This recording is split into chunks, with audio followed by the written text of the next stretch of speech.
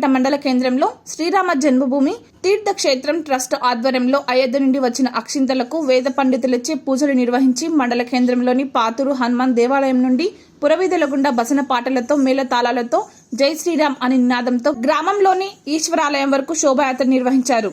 ఈ కార్యక్రమంలో పెద్ద ఎత్తున హిందూ బంధువులు, గ్రామ పెద్దలు పాల్గొని కార్యక్రమాన్ని విజయవంతం చేశారు.